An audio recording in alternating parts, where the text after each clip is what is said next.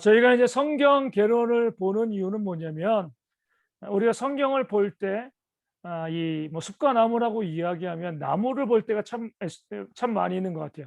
뭐 어느 성경 몇 장 몇 절 좋은 말씀이다라고 이제 그 말씀을 잘 보고 이 간직하고, 또 어떤 경우는 집에 뭐 표고도 액자도 해놓고 이렇게 보게 되어지는데, 성경 전체의 특징이 뭐고 성경 전체의 주제는 뭔가, 구약과 신약의 주제는 무엇인가, 또 구약의 모세오경의 주제는 무엇이고, 또 창세기의 주제는 무엇인가. 우리가 이제 어떻게 보면 이 그 주제를 알고서 성경을 보면 우리 가운데 유익한데, 그런 주제를 알지 못하고 우리가 성경을 보기 때문에 때로는 이 각 구절에만 집중하지 성경 전체를 우리가 놓치는 경우들이 많이 있습니다. 그렇기 때문에 우리가 개론을 통하여서 우리 구약의 전체적인 내용이 무엇이고, 또 창세기의 주제는 무엇이고, 또 모세오경은 어떤 주제를 갖고 있는가, 이런 식으로 우리가 함께 보고서 이제 우리가 성경을 또 개별적으로 읽으면 많이 유익하게 되어지고요. 우리 아이들에게도 구약 성경에는 뭐가 있어라고 했을 때 대충 설명해 줄 수 있어야 되거든요. 이런 것이 있어라고 설명해 주는 그런 것을 좀 훈련하는 시간을 좀 갖도록 하겠습니다. 우리 먼저 볼 때 우리 구약을 보게 되어지는데, 우리 책에도 보면 어때요? 구약을 크게 네 부분으로 나누죠. 첫 번째는 뭐가 나오죠? 모세오경이 나오죠. 두 번째는 역사서. 세 번째는요, 성문서. 우리 지혜서라고 이야기하는데 성문서가 나오고, 네 번째는 선지서입니다. 모세오경은 창세기부터 신명기까지, 역사서는요 여호수아부터 우리 역대하까지, 성문서는요 욥기, 시편, 잠언, 전도, 아가, 또 선지서는요 예레미야부터 말라기까지. 우리 성경의 순서입니다.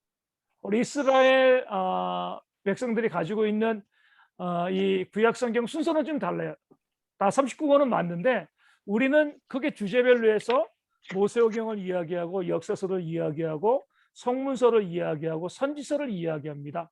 그러니까 하나님께서 우리가 이제 이렇게 보는 거죠. 아니, 우리가 이제 성경을 보는 이유가 이 구원에 있는데, 뭐 그렇게 보면 이제 솔직히 말하면 예수 천당 불신지옥 이렇게 하면 끝나는 거거든요. 이 제일 중요한 내용이잖아요. 그런데 무슨 성경이 이렇게 기냐? 우리가 성경 일독하는데 쉽지 않습니다. 1년에 성경을 한 번 읽는 것도 쉽지 않은 일이거든요. 하나님께서 왜 이렇게 성경에 많은 내용을 우리 가운데 주셨을까? 왜 그랬을까요? 질문입니다. 성경 내용이 많은 이유가 뭐예요?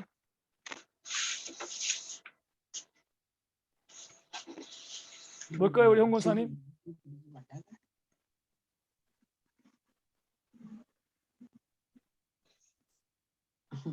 책에는 안 나와 있습니다. 우리 권사님은, 홍건승 권사님은 언제 교회 처음 나오신 거예요? 저 어려서부터 네. 주일학교부터 다녔어요. 뭐 초등학교 때부터 다니신 건가요? 네. 그러면은 한 50년 조금 넘게 다니셨네요? 그 정도 다닌 것 그죠? 같아요. 50년, 초등학교 이제 한 4학년 때부터 다닌 것 같아요. 초등학교. 4학년 때부터. 4학년 때면 11살이니까, 그렇죠? 50년 정도? 그 정도? 그러니까 이제 우리 하나님 믿고 구원받을 때, 구원받고 난 다음에 바로 천국에 가면 제일 편해요. 제일 좋아요. 그럼 성경이 내용이 많을 필요가 없습니다. 근데 구원받고 난 다음에 우리가 이제 하나님 나라 가는 것이 아니라, 구원받고 난 다음에 오랫동안 이 땅에서 살거든요.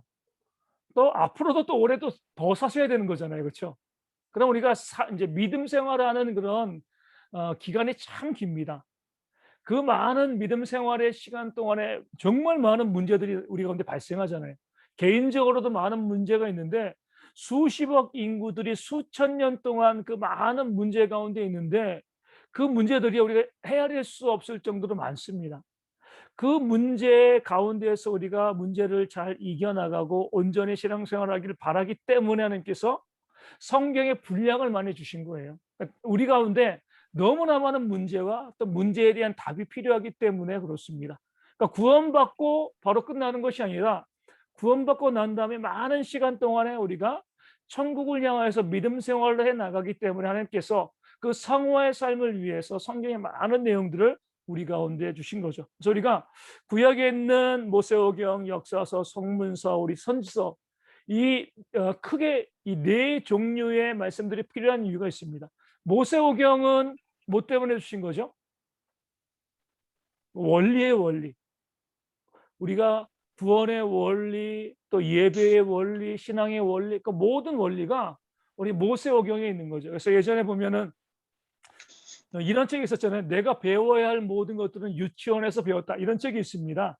마찬가지로 모세오경은 모든 원리를 담고 있고요. 그다음에 역사서는 어떤 내용이죠? 이 원리가 역사에서 어떻게 적용되는가 실제로 우리가 이제 잘 가르치는 선생님들 보면은요 원리를 이야기해요. 끝나는 것이 아니라 실제적인 예를 들어주는 거죠. 적용을 잘해줍니다. 그렇게 되어지면은 원리가 살아나죠. 원리만 이야기하고 적용을 이야기해 주지 않으면 우리 학생들에게 공식을 알려주고 문제를 풀게 하지 않으면요 다 잊어버립니다. 그렇기 때문에 모세오경을 통해서 하나님의 원리, 구원의 원리, 또 죄의 모습들, 또 우리가 살아가는 예배의 모든 원리들을 알려주신 것이 우리 역사서를 통해서 그 원리들이 어떻게 적용되어지는가 우리가 볼 수가 있게 되어집니다. 그래서 역사서를 볼 땐 그래요. 아, 하나님께서 모세오경에서 말씀하신 원리가 어떻게 나타나고 있는가, 어떤 문제가 있는가 이것을 보는 거죠. 그럼 성문서, 욥기, 시편, 잠언, 전도, 악어서는 주로 지혜의 말씀과 우리 시편이잖아요. 이 말씀들은 왜 주셨을까요? 고민이 되는 것들이 있기 때문에 그래요. 원리도 알고 실제로 역사에 그 원리가 적용되는 것이 우리 가운데 있는데 또 고민이 있거든요. 과연 이 원리가 이 역사 가운데 적용되어질 때 우리가 이것을 어떻게 해석해야 될 것인가? 그러니까 묵상하는 겁니다. 하나님의 원리가 적용되어질 때 그냥 적용되어지는 것, 좀 더 깊은 적용을 위해서 우리가 그 말씀을 묵상해야 되는 거죠. 묵상을 훈련시키는 것이 바로 성문서가 되어지는 거예요. 그래서 적용되어지는 것을 그냥 보지 말고 그 상황을 잘 묵상하고 그 뜻을 온전히 깨달아 아는 훈련을 시키는 것이 바로 우리 성문서가 되어지는 거죠. 그럼 선지서는요? 이제 묵상했으면 뭐예요? 앞으로 어떻게 살아갈 것인가? 그러니까 선지서는 죄에 대한 부분들을 이야기해 주면서 앞으로 되어질 일들을 말씀해 주는 거거든요. 우리 원리는 이미 있고요. 역사서는 그 원리가 지금 우리 가운데 역사에 나타났어요. 묵상해요. 중요한 것은 이제 그럼 앞으로 우리가 어떻게 회개하고 앞으로 어떤 삶을 살아갈 것인가, 어떤 것이 복된 삶인가 이것을 알려주는 것이 바로 우리 선지서가 되어집니다. 그래서 우리 구약에 있는 모든 순서는요. 원리를 알려주고 생활에 어떻게 적용되어지는 것인가, 어떻게 묵상할 것인가, 앞으로 어떻게 살아갈 것인가. 성화의 삶에서 우리가 살아가는 모든 것들을 우리 담아주기 위해서 하나님께서 이 크게 네 종류의 말씀들을 39권을 통해서 구약에 주신 거죠. 그래서 우리가 그 중에서 오늘 모세오경을 먼저 봅니다. 모세오경을 보는데 우리 책에서 보면 어때요? 모세가 하나님으로부터 받은 말씀과 구전되던 것을 정리하여 기록한 것, 이것이 바로 모세오경이 되어진 거죠. 우리가 먼저 알 것은요, 모세오경 창세기부터 우리 신명기까지는요 한 권의 책이죠. 그렇죠? 나중에 사람들이 편의상 창세기, 출애굽기, 레위기, 민수기, 신명기로 나눈 것이지 모세가 기록했을 때는요 한 두루마리입니다. 창세기 1장부터 신명기 마지막 절까지 한 두루마기로 되어진 거죠. 그럼 모세가 이것을 기록하는데 모세가 그러면은 모세오경을 어떻게 기록했을까요? 출애굽기부터는 모세가 자기가 직접 겪은 일이니까 뭐 기록하면 되는 건데 창세기 1장부터 50장까지의 말씀은 모세로부터 적어도 400년 이전의 모습들이거든요. 모세가 뭐 천지창조를 본 것도 아니고 아담이라든가 뭐 노아, 또 바벨탑, 아브라함, 또 이삭, 야곱, 요셉 아무도 못 봤습니다. 요셉 이후에 400년 뒤의 인물이잖아요. 그렇게 되어지면 모세는 어떻게 창세기에 있는 내용을 알고서 그 창세기를 기록했을까요? 하나님께서 받아쓰기 시키신 건가요? 창세기 1장 1절 태초에 하나님이 천지를 창조하시니라 받아 적어 이렇게 하신 것이 아니죠. 어떻게 하신 거예요? 전해오는 거 문서와 같은 걸 통해서. 그렇죠. 우리 전해오는 거, 이 구전이라고 이야기하잖아요. 그 당시에는 이제 뭐 예전에도 그렇지만 종이 구하는 게 너무 힘드니까 종이에 기록된 것도 약간 있었겠지만 대부분 구전으로 창세기 1장부터 50장까지의 내용에 대해서 이제 하나님께서 천지를 창조하시고 아담과 하와를 창조하시고 아담과 하와에게 내가 세상을 이렇게 만들었어라고 알려줬겠죠. 아담과 하와는 이제 아벨은 죽었으니까 세대에 이런 창세기의 일들, 천지 창조와 우리가 에덴 동산에서 그리고 가인과 아벨이 죽은 이야기를 세세게 해줬을 거예요. 그 후손으로 쭉 넘어 노아 또 그리고 아브라함에서 우리가 하나님께서 그 많은 사람들 중에 왜 아브라함을 택하셨을까? 우리 아브라함 시대에 누가 있었습니까? 멜기세덱이 있었잖아요. 아브라함만 믿은 거 아니에요. 하나님의 이 약속의 말씀을 가지고 있던 약속의 후손들이 그 당시에 많이 있었는데 그 중에 왜 하나님께서 아브라함을 택하셨는가? 그 아버지가 우상을 만드는 사람이었는데 거기에 대한 이유는 이거예요. 우상을 만드는 아버지를 두고 있었지만 또 데라는 우상을 만들었지만 창세기부터 아브라함 때까지의 정확한 성경의 역사를 데라가 가지고 있고요. 그것을 누구에게? 아브라함에게 알려준 거죠. 그러니까 아브라함이 그것을 가지고 있는 거예요. 이삭에게, 이삭은 야곱에게, 또 야곱은 요셉과 그 형제들에게. 그 형제들은 이 애굽에서 살면서 그 자손들에게 창세기부터 내용을 늘 반복하고 또 알려준 거죠. 모세는요 누구에게 배운 거예요? 어머니 요게벳에게. 비록 바로의 공주에게 입양되었지만 요게벳이 젖먹여 키웠잖아요.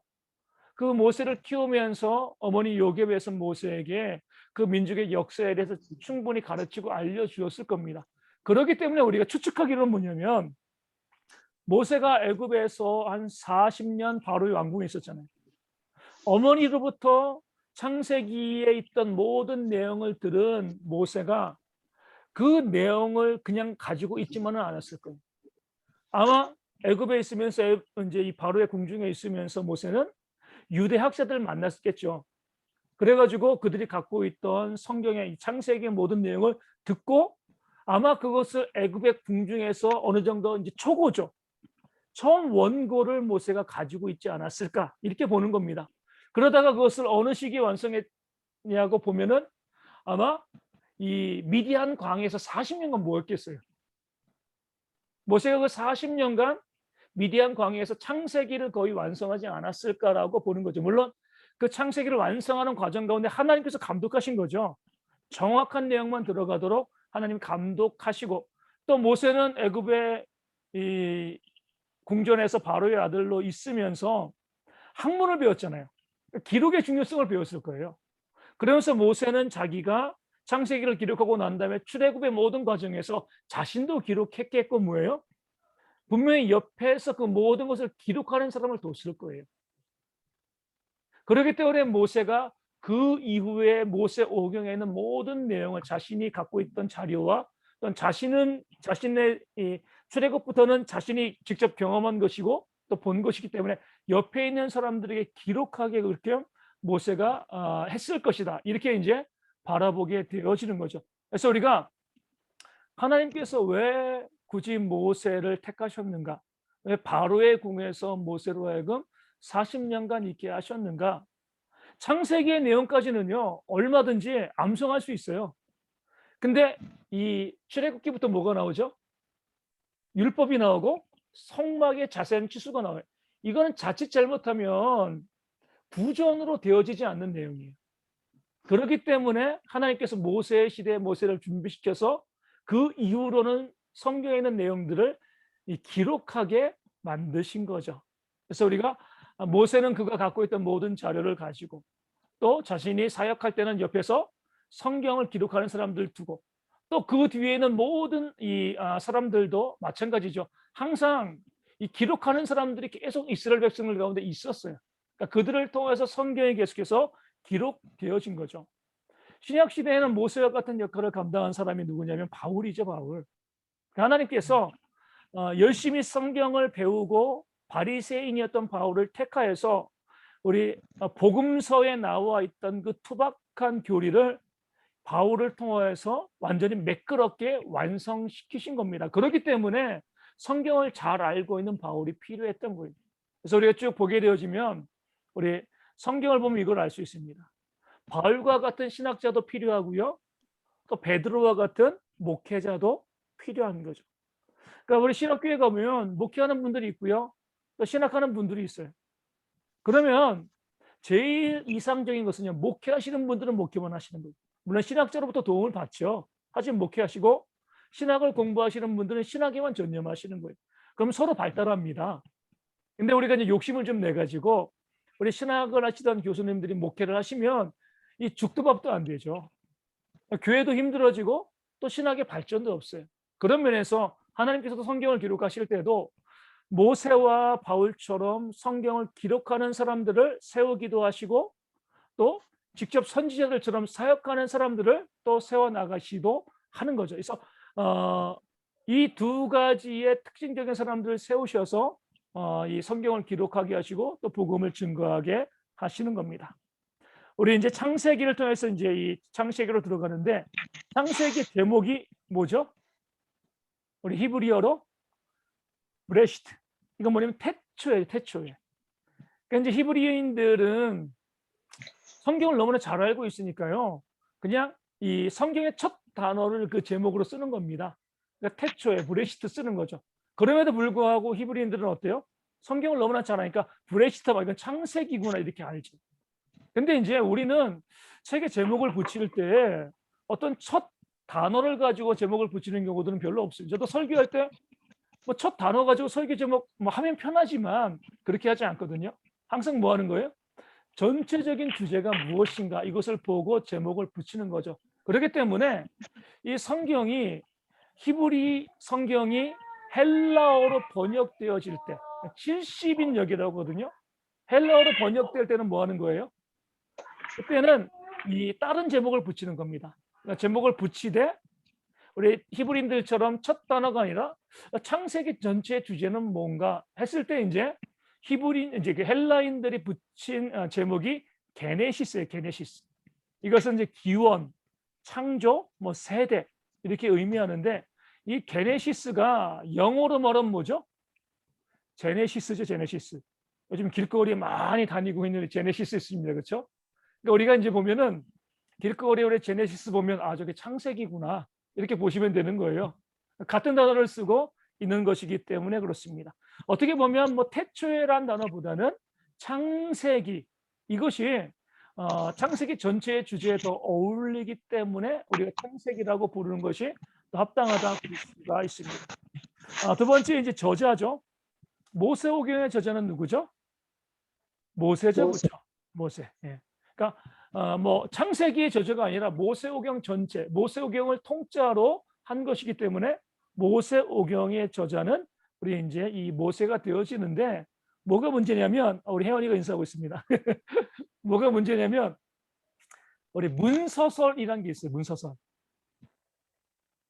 사람들이 이렇게 이야기하는 겁니다. 성경은 하나님의 말씀이 아니라 그냥 사람들이 여러 가지 문서를 뭐예요? 짜집기 해가지고 붙여놓은 거야. 사람들이 만들어낸 그런 책이다. 이렇게 사람들이 많이 주장을 합니다. 이게 문서설이라고 하거든요. 대표적으로 이야기하는 게 창세기 1장과 2장이에요. 1장과 2장을 보면 좀 둘이 좀 어색하다는 거예요. 매끄럽지 않다는 거죠. 1장에서 뭐가 있어요? 천지 창조가 나오거든요. 또 2장에서 뭐가 나오면 천지 창조의 대략이 또 나와요. 또 창조의 대략.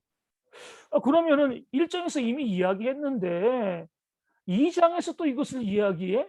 이거는 붙여놓은 문서구나. 모세가 지은 것이 아니라 사람들이 존재하고 있는 문제를 그냥 붙여놓은 거야. 짜집기 한 거야. 또 1장을 통해서 보면 우리가 나중에 보시면은요. 1장에서는 하나님이라고만 나옵니다. 2장은 초반에 하나님이라고 나오지만 초반 지나고 나면 여호와 하나님이라고 이미 바뀌어요. 1장에서 하나님이라고 나오는데 왜 2장에서는 여호와 하나님이라고 나오는가? 이 이유는 창세기 1장과 2장이 서로 다른 문서야. 서로 다른 사람이 만든 문서를 그냥 합쳐놨기 때문에 이런 어색함이 발생한다. 이렇게 이제 이야기하는 것이 문서설입니다. 편집설이라고도 이야기해요. 성경 모든 것은 하나님의 감동으로 되어진 것이 아니라 그러니까 사람들이 자기 생각을 주장한 건데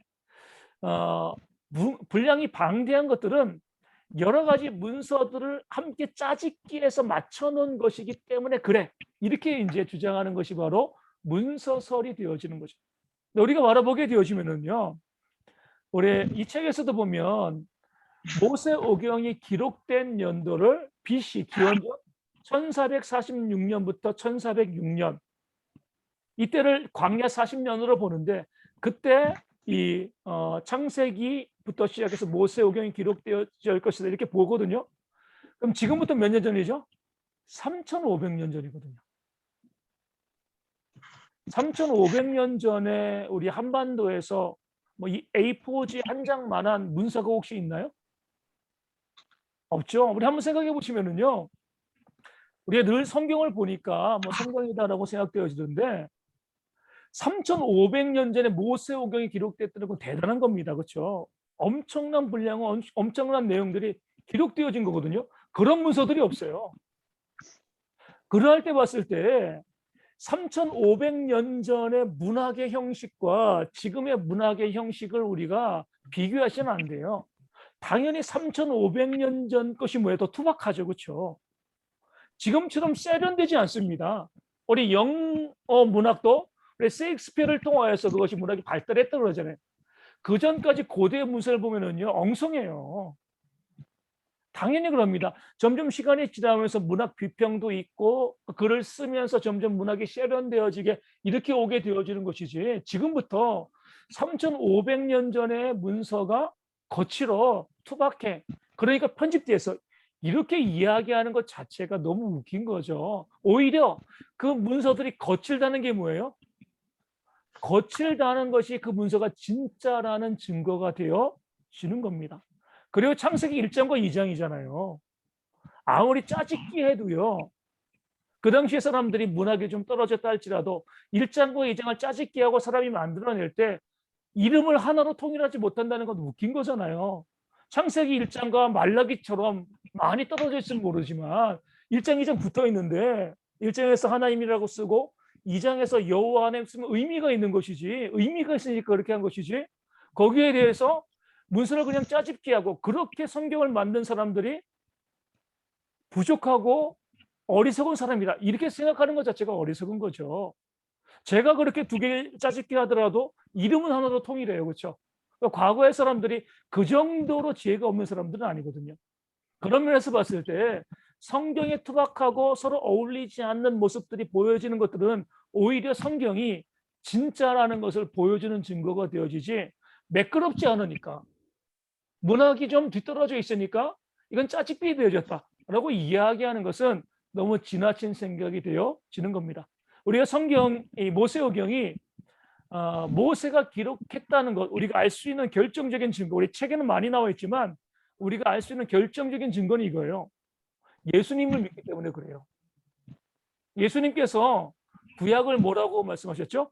모세와 선지자의 글. 그러니까 구약을 바라보시면 예수님께서는요. 모세와 선지자의 글이라고 말씀하셨습니다. 예수님께서 모세오경을 모세가 기록했다는 것을 뭐예요? 증거해 주시는 거죠. 왜냐하면 앞서 말씀드린 것처럼 모세오경 전체는요 한 권이에요. 한 두루마기예요. 모세의 글은 그거밖에 없습니다. 그래서 예수님께서 성경을 통하여서 구약 성경은 모세와 선지자의 글이다 이렇게 말씀하셨기 때문에 우리는 모세오경이 모세가 기록한 하나님의 말씀이다 이렇게 바라보게 되어지는 겁니다. 기록 연대와 장소는 BC 1446년부터 1406년 광야에서 창세기는 아까 말씀드린 것처럼 아마 그 기본적인 초고는 애굽의 바로의 궁전에서 미디안에서 아마 만들고 광야에서 완성되었다라고 보고요. 나머지 이제 출애굽기부터 신명기까지는요. 모세가 자기도 기록하고요. 옆에서 기록할 사람을 두고요. 그 자료를 가지고 죽기 전에 완성한 것. 이것이 바로 이제 모세오경의 전체적인 기록 시대와 기록 장소가 되어집니다. 기록의 목적 보면 첫 번째로 천지 창조와 인간의 역사를 주관하시는 하나님을 드러내는 거죠. 그러니까 창세기 주제는 이거예요. 하나님이 우리의 왕이시다. 우리를 창조하셨고 우리 주권자이시고 우리를 심판하실 분이다. 노예 홍수의 것을 보여주고 있잖아요. 그러니까 하나님만이 참된 신이다. 이것을 알려주는 것이 바로 창세기입니다.所以 창세기를 통하여서 계속 끊임없이 하나님이 창조주이시고 하나님이 심판자이시고 하나님이 주관하시고 섭리하시는 분이다. 이 사실을 계속해서 바라보게 되어지면 우리 창세기를 읽는 데 훨씬 더 많이 유익합니다. 두 번째는 뭐예요? 창세기의 기록 목적은 인류의 기원이 무엇인가? 타락이 무엇인가? 또 그 결과가 무엇인가? 우리가 이 세상에서 있던 모든 것들, 그러니까 모든 것들의 기원, 원리들을 창세기가 보여줍니다.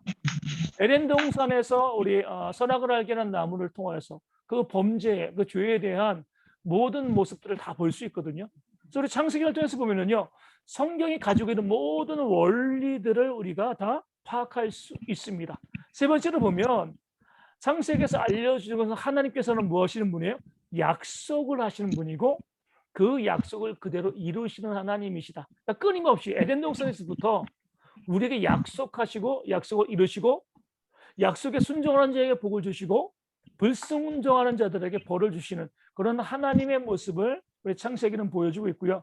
그리고 마지막으로 이스라엘을 택하시고 구원하시는 모든 과정을 통하여서 우리의 구원을 성경은 말씀해주고 있습니다. 그래서 우리가 아브라함을 통해서 뭐예요? 택하시고 믿음으로 구원받는 원리를 성경이 보여주고 있는 거죠. 이것이 바로 이제 창세기를 우리에게 주시는 그런 목적이 되어집니다. 특징을 보면은 천지창조의 역사가 기록되어져 있습니다. 그리고요, 각종 기원에 대한 기록, 인간의 기원, 죄의 시작, 종족의 기원, 언어 혼잡의 기원, 또 이스라엘의 계보, 이런 것들이 이제 보여지게 되어 있는 거죠. 그 중에서 우리가 하나 재미있게 볼 수 있는 것이 언어 혼잡은 어디서 나오죠? 바벨탑에서 나오죠. 네. 근데 우리가 가끔 가다가 이제 해외 토픽으로 재미있는 이제 이야기를 듣잖아요. 어떤 이야기를 듣냐면 이런 거잖아요. 어떤 사람이 뭐 교통사고라든가 또 문제가 발생해가지고 오랫동안 혼수 상태에 있어요. 깨어났어요. 깨어났는데 전혀 알지 못하는 나라의 언어를 하게 되어지는 경우들이 있습니다. 가보지도 않고 배우지도 않았는데 그 언어를 하게 되어지는 거죠. 오늘 지난주에 이제 호주에서도 비슷한 일들이 있었거든요. 어떤 여자가 이제 사고는 아니고 수술 때문에 전신 마취를 했는데 깨어나고 난 다음에 자기가 배우지 않은 언어를 하게 되었다는 거예요. 사람들은 다 조작이야, 거짓말이야 라고 하는데 실제적으로 그런 경우들이 발생합니다. 이러할 때 우리가 바벨탑의 사건들이 맞다라고 고백하게 되어지는 거죠. 그렇지 않으면은요, 우리가 진화를 믿는다라고 하면 아무리 혼수 상태에서 깨어났다고 해도요, 다른 언어를 할 수 없습니다. 무의식 중에도 없는 거거든요. 내가 배운 언어만 하는 것이지 다른 언어를 할 수가 없는 거예요. 그런데 하나님께서 언어를 흩으셨다는 것을 인정하게 되어지면은요, 다른 언어를 우리가 할 수 있는 것, 배우지 않아도 할 수 있는 것이 바로 하나님의 역사가 됩니다. 이것이 어디에서 나왔어요? 내가 배우지 않은 언어를 한 그런 이제 성경의 기록이 어디 있죠? 사도행전에 나오죠? 초대교회에서 성령의 충만을 받고 난 다음에 그들이 하나님의 큰 일을 배우지도 않은 다른 언어로 선포했습니다. 그렇죠? 이때의 방언은요, 요즘 하는 방언이 아니라 다른 나라 말이에요. 사도들이 그 나라의 말을 배우지도 않았는데 성령을 받으니까 바벨론에서 하나님께서 흩으셨던 언어가 통일되어지는 겁니다. 이게 바로 하나님께서 나중에 이루실 역사가 되어지는 거거든요.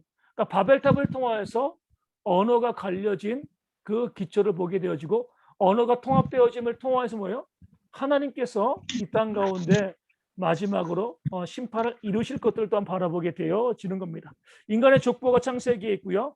또 이야기 형식으로 되어 있습니다. 그리고 아브라함을 통하여서 믿음으로 구원받는 원리를 보여주고요. 당연히 성경은 구원에 초점을 맞춰지고 있기 때문에 창세기를 통하여서 예수님에 대한 예표가 나옵니다. 에녹도 나오고요. 노아의 방주, 멜기세덱, 이삭의 번제, 요셉 다 예수님을 보여주는 그런 인물들이 되어지는 거거든요. 이런 것들이 창세기를 통해서 나오고 모세오경이 원리의 책인데 그중에서 창세기가 원리 중의 원리죠. 구원과 죄와 모든 심판에 대한 원리들. 그러니까 노아의 방주도요. 그냥 보여주신 것이 아니라 마지막 심판이 어떻게 되어질 것인가. 마지막 심판은요 어떤 때가 되어지는 거예요? 노아의 방주를 통해서 예수님이 오시는데 그 전에 어떤 일이 있어야 되는 거죠? 어떤 일이요? 노아의 방주를 통해서 알 수 있는 거. 세상에 죄악이 가득해야지 하나님이 심판하시는 거잖아요. 그럼 어떤 것이 죄악이 가득한 거죠?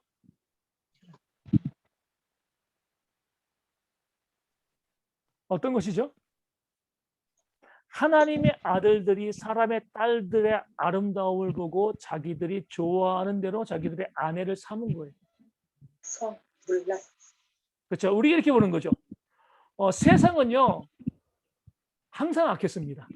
가인을 보시면 알잖아요. 그렇죠? 우리가 세상이 악하기 때문에 심판의 때가 이른다. 그렇게 말씀하시면 안 돼요.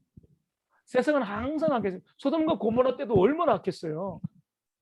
그런데 노아의 시대가 보여주는 것은 이거죠. 세상이 아무리 악해도 하나님의 공동체가 거룩하면은요 악한 게 아니에요. 세상에 악이 가득 찬 것이 아닙니다. 그 영역은 지켜 있는 거예요.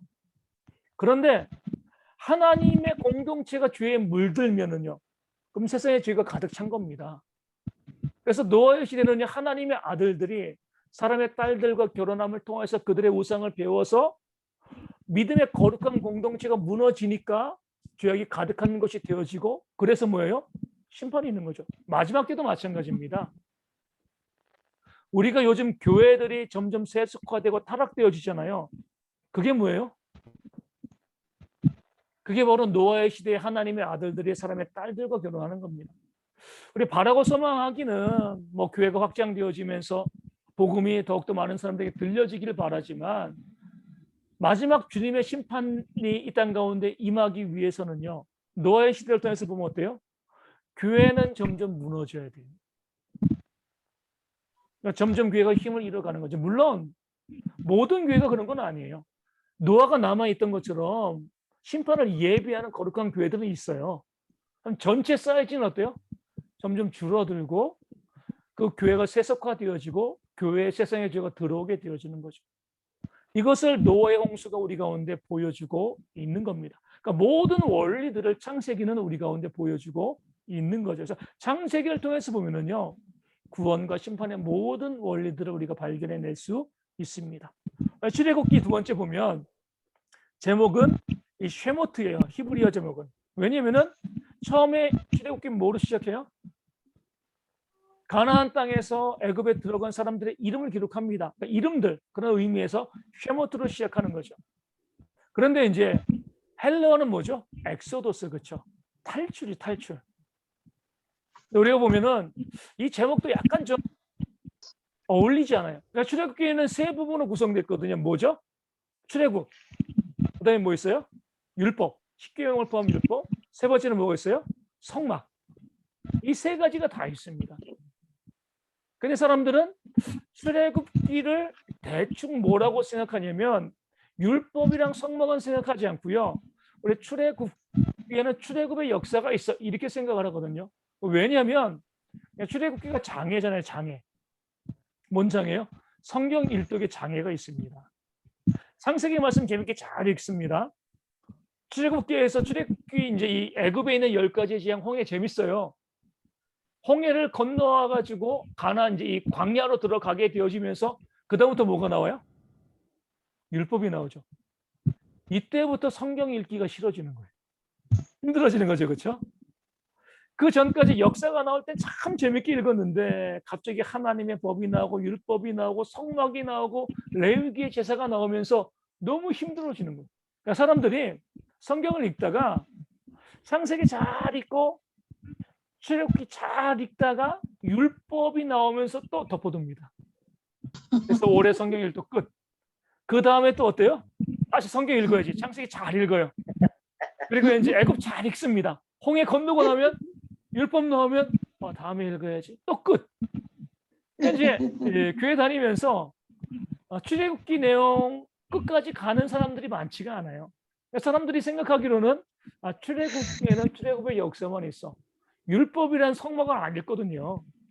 그렇게 되어지는데 출애굽기에서 출애굽은 3분의 1입니다. 그리고 율법 3분의 1, 성막 3분의 1 이렇게 되어지는 거예요. 그러면서 출애굽기는요. 제가 봤을 때는 광야교회 이렇게 제목을 붙이는 것도 좋겠다는 생각이 들어요. 출애굽의 역사만 있는 것이 아니라 율법과 뭐가 있는 거예요? 성막, 교회가 있는 거잖아요. 그래서 성경은 광야 40년을 광야 교회 시대라고 이야기하고 있거든요. 그런 면에서 우리 출애굽기는 광야 교회라고 부르는 것이 우리가 출애굽기를 이해하는데 조금 더 정확하지 않을까 이런 생각이 들게 되어집니다. 연대는요 우리 1446년 이렇게 되어지고요. 또 저자는 모세죠. 출애굽기를 통해서 보면 왜 하나님께서 모세를 이 모세오경의 저자로 세우셨는지를 분명히 알게 되어집니다. 왜냐면은요 아까 말씀드린 것처럼 출애굽기에 뭐가 나온다고요? 출애굽의 과정과 율법과 이 성막이 나와요. 법이랑 이 성막, 종교 의식 이거는 모세가 뭐 한 거죠? 애굽의 바로의 궁전에서 훈련한 거예요. 기원전 1800년쯤에 함무라비 법전이 나옵니다. 모세가 그것을 배웠겠죠. 애굽은요, 학문이 발달한 그런 이제 나라거든요. 그러니까 모세가 바로의 궁전에서 바로의 왕자로 있으면서 그 당시 그 고대 근동에 있던 많은 법들을 배워왔을 거예요.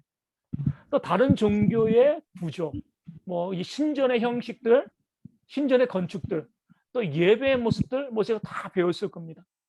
물론 하나님께서는요 율법과 제사와 이런 것들 성막 전혀 다른 모습으로 주셨지만 모세는 다른 종교의 신전들 예배 형식들 또 다른 법들을 알고 있었기 때문에 성경 안에서 하나님께서 법을 주시고 성막을 말씀하실 때 훨씬 더 분명하게 이해할 수가 있었던 거죠. 이것을 위해서 하나님께서는 애굽의 궁전에서 모세로 40년간 훈련을 받게 하시고 모세를 통하여서 모세오경을 기록하게 만드신 겁니다.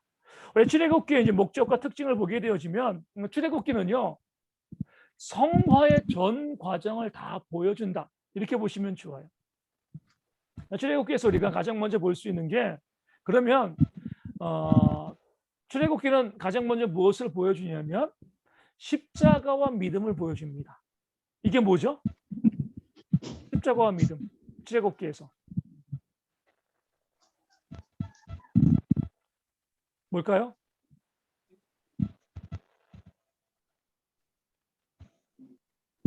출애굽기에서 십자가와 믿음이 어디 나와요? 어린 양의 피? 그렇죠. 유월절에서 나오는 건 유월절. 그렇죠. 네. 정말 이게 어린 양의 피잖아요. 어린 양은 예수님을 상징하는 거거든요. 그러니까 우리가 구원받는다, 우리가 신앙인이 되어진다 가장 첫 단계는 유월절입니다. 모세가 하나님의 약속의 말씀에 의지해 어린 양의 피를 문 임방과 설주에 바르잖아요. 그렇죠? 이거로 구원받는 거예요. 죽음의 천사는요. 그것만 봅니다. 만약에 애굽 사람이 그 말을 듣고 자기 집에 문 임방과 설주에 어린 양의 피를 바른다.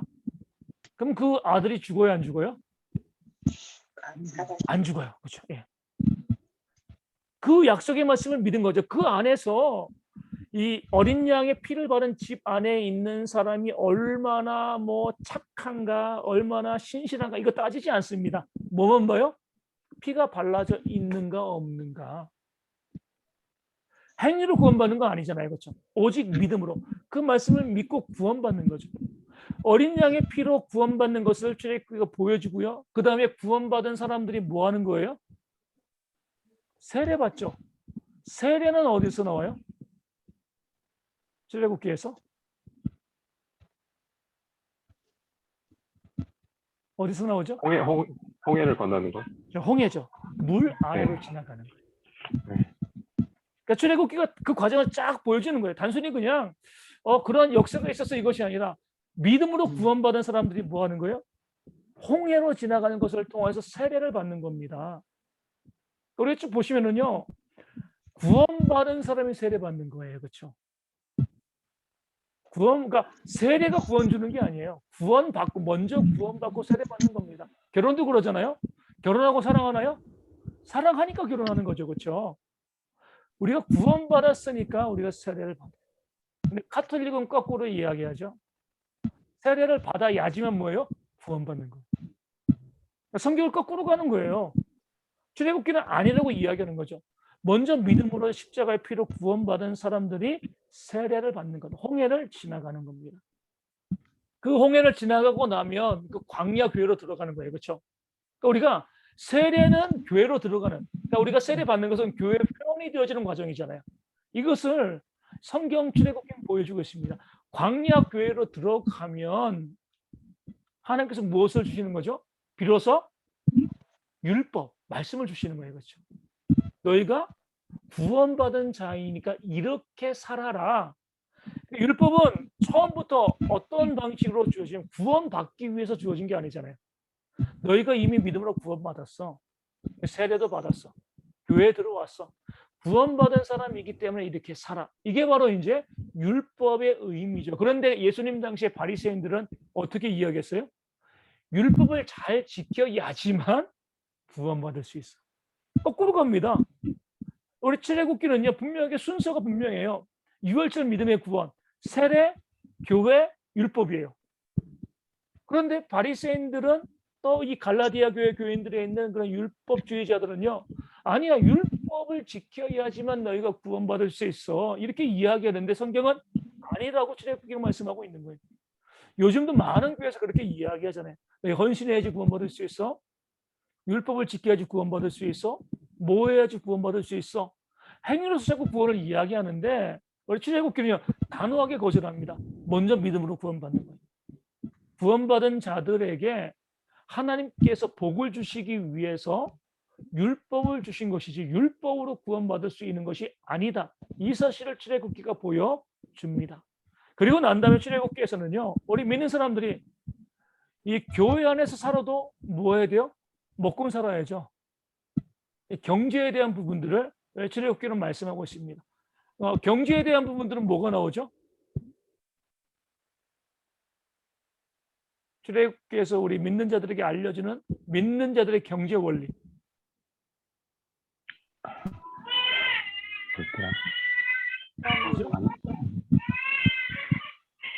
동역 경제 뭐예요? 만나였나요? 아닌가? 만나 맞습니다. 만나요, 만나. 네, 만나. 만나였나요? 네. 만나가 말해주는 것이 뭐예요? 일용할 양식을 갖고 살라는 거예요. 네. 일용할 양식. 네. 성경을 보면 재밌습니다. 사람들이 만나를 거두러 가는데 어떤 사람은 많이 거두어와요. 어떤 사람은 적게 거두어와요. 근데 우리가 출애굽기 말씀을 통해서 보면은 그럼 많이 거두온 사람은 많이 가져가야 되는데 집으로 가져갈 땐 뭐예요? 거두오긴 많이 걷는데 그 각 사람의 필요만큼 가져갑니다. 성경에 나와 있지 않지만 학자들이 연구하는 거예요. 어떻게 이런 일이 벌어지는가? 내가 많이 가져와 가지고 적게 거둔 사람에게 나눠준 것인가? 그건 아니죠. 일일이 우리가 찾아보고 필요하지 않아? 이렇게 물어볼 수는 없잖아요. 힘 있는 사람 많이 걷어오는데 그 당시에도 뭐 장애인도 있었고요.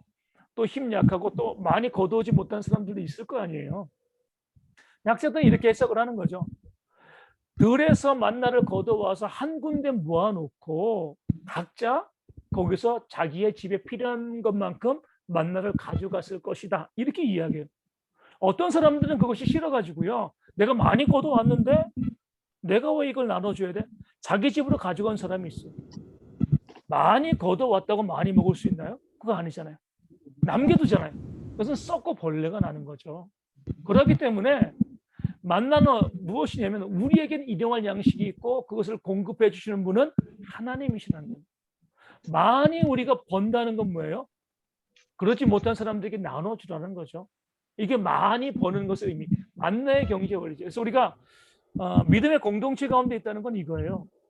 많이 벌면 내 일용할 양식의 것을 갖고 나머지는 뭐예요? 나누는 거예요. 그렇죠? 일용할 양식은 있어야 돼요. 하지만 나누는 거죠. 그래서 주일날 오늘 오후에도 말씀드린 것처럼 우리가 일용할 양식만 바라봐야지 우리 영이 건강해집니다. 하나님께 기도해야 되는 거잖아요. 쌓아두면 기도하지 않아요. 하나님 필요 없습니다. 그래서 우리가 신앙의 영의 건강을 지키기 위해서는요, 우리가 내게 아무리 많은 것이 있어도 일용할 양식의 것을 제외하고 나머지 것을 나눠줄 수 있는 그런 지혜가 있어야죠. 그것을 실제로 실천한 것이 어디예요? 그러니까 초대교회죠. 그 초대교회는 어떻게 하면 집과 밭을 팔아가지고 어디에다가요? 사도들의 발 앞에 교회에 둔 거죠. 교회는 그것을요, 각 사람의 필요를 따라 줬습니다. 이것이 바로 만나의 원리예요. 집과 밭을 팔았다는 것은요, 내가 살 집과 내가 먹을 밭을 판 것이 아니에요. 잉여의 집. 내가 집이 한 채 있는데 또 한 채가 있어요. 그런 것을 판 거죠. 나는 한 채의 집이, 이 한 채의 집이 내 일용할 양식이야. 이 밭은 내가 읽어서 내가 먹고 살 밭이야. 이것을 남겨두고 나머지 것이 있을 때는 이것을 팔아다가 교회에 두면 또 교회는요, 그렇지 못한 사람들에게 일일이 또 필요한 대로 나누어 주는 것. 그러니까 하나님, 그러니까 일용할 양식이 좋은 것은요, 하나님만 의지하는 거예요. 하나님만 바라보는 거죠. 이게 바로 하나님께서 우리 출애굽기를 통해서 알려주고 있는 경제의 원리가 되어지는 겁니다. 그래서 우리가 늘 일용할 양식을 위해서 기도하는 것이 복된 거예요. 우리는 그렇게 생각하지 않죠. 많이 쌓아두면 복되고 매일매일 하나님께 우리 구하는 것은 우리 너무 처량하다 이렇게 생각하는, 그렇지 않습니다. 우리 오늘 오후 모임에 말씀드린 것처럼 조지 밀러는요 5만 번 기도 응답 받았습니다. 거꾸로 이야기하면 뭐라고요? 5만 번 고난 받은 거예요. 하나님께 기도할 수밖에 없는 거잖아요, 그렇죠? 그럼 문제가 있기 때문에 기도하고 응답 받은 것이지. 조지 밀러 가운데 돈이 쌓여있고 그럼 기도 안 했을 거예요. 그런데 매일매일 일용할 양식이 없으니까 기도하고 부르짖고요. 그러니까 하나님께서 들어주시고 채우시고 역사해 주신 거죠. 이것이 바로 출애굽기에서 우리 믿는 자들의 성화의 삶에서 알려주고 있는 경제의 원리가 되어지고요. 그 다음에 출애굽기가 우리 가운데 알려주는 것이 뭐죠? 교회를 중심으로 살아가는 것. 그래서 무엇을 만들라 그래요? 성막을 만들어라. 이렇게 말씀하시는 거죠. 성막을 볼 때 좀 지루한 게 뭐냐면 우리에게 다시 성막이 필요하지 않거든요. 우리 가운데 다시 성막이 필요하다라고 하면은 출애굽기가 의미가 있는데 예수님으로 오셔서 우리가 교회가 있고요. 더 이상 구약의 성막을 그대로 지을 이유가 없습니다. 나중에 또 솔로몬 성전이 세워졌잖아요. 성막은 성전 이전에만 존재했거든요. 그런데 하나님께서 한 번 짓고 끝날 성막을 왜 그렇게 자세하게 말씀하셨는가? 길이는, 너비는, 높이는 어떻게 보면 모세 다 알고 있습니다. 애굽의 이 궁전에서요 건축도 다 배웠을 거예요. 네가 알아서 만들어라고 해도 얼마든지 성막을 만들 수 있는 그런 능력이 있거든요, 모세 가운데. 그럼에도 불구하고 하나님께서는 모세가 아무것도 모르는 것처럼, 이스라엘 백성들이 아무것도 모르는 것처럼 성막의 단위까지 다 결정해서 알려주고 그대로 만들어 이렇게 말씀하셨습니다. 왜 그러셨을까요? 이유가 뭐죠?